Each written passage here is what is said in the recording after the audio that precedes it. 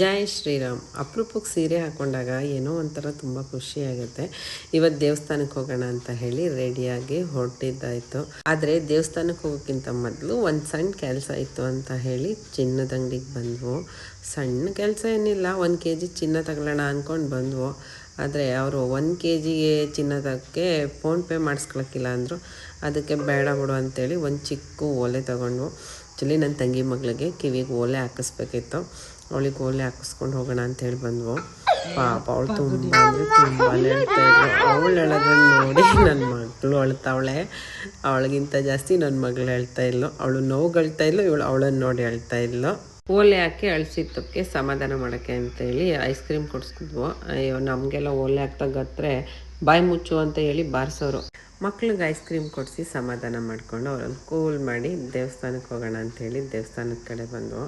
ಇವತ್ತು ತುಂಬಾ ವಿಶೇಷವಾದ ದಿನ, ರಾಮನ ಭಕ್ತರಿಗೆಲ್ಲ ಖುಷಿಯಾಗೋ ದಿನ, ಶ್ರೀರಾಮನವಮಿ. ನಾವು ಕೂಡ ರಾಮನವಮಿಗೆ ರಾಮನ ದೇವಸ್ಥಾನಕ್ಕೆ ಬಂದಿದ್ದೀವಿ. ಆ್ಯಕ್ಚುಲಿ ಚುಂಚನಕಟ್ಟೆಯಲ್ಲಿರೋ ಶ್ರೀ ಕೋದಂಡರಾಮ ದೇವಸ್ಥಾನಕ್ಕೆ ಇವತ್ತು ನಾವು ಬಂದಿದ್ದೀವಿ. ಇವತ್ತು ವಿಶೇಷವಾದ ಪೂಜೆ ಇರುತ್ತೆ, ದೇವರಿಗೆ ವಿಶೇಷವಾದ ಅಲಂಕಾರ ಇರುತ್ತೆ.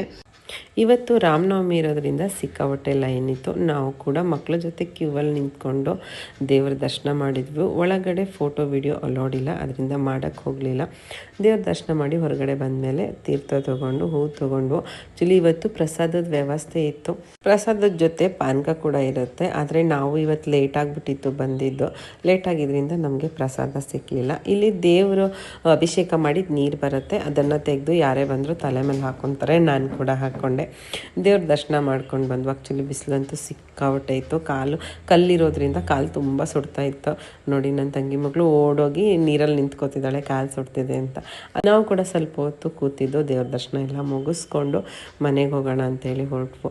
ನನ್ನ ಮಗಂಗೆ ದೇವಸ್ಥಾನ ದರ್ಶನ ಮಾಡೋಕ್ಕೆ ಬಂದಿಲ್ಲ, ಅವನು ದೇವರೇ ಬಂದಂಗೆ ನಾಮ ಬಳ್ಕೊಂಡಿದ್ದಾನೆ ಸಿಕ್ಕದ ಕಡೆ ಎಲ್ಲ. ಚುಂಚನಕಟ್ಟೆಲಂತೂ ಇವತ್ತು ಒಂದು ಚಿಕ್ಕ ಜಾತ್ರೆ ಥರನೇ ಇರುತ್ತೆ ರಾಮನವಮಿ ಇದ್ದಾಗ, ಯಾವಾಗಲೂ ಅಷ್ಟೇ. ಎಲ್ಲರ ನಾಲಿಗೆಯಲ್ಲಿ ಶ್ರೀರಾಮನ ಜಪವಿರಲಿ, ಎಲ್ಲರ ಮನಸ್ಸಿನಲ್ಲಿ ಶುದ್ಧವಾದ ಭಕ್ತಿ ಇರಲಿ. ಆ ಶ್ರೀರಾಮನ ಆಶೀರ್ವಾದ ಸದಾ ನಮ್ಮೆಲ್ಲರ ಮೇಲಿರಲಿ. ಜೈ ಶ್ರೀರಾಮ್.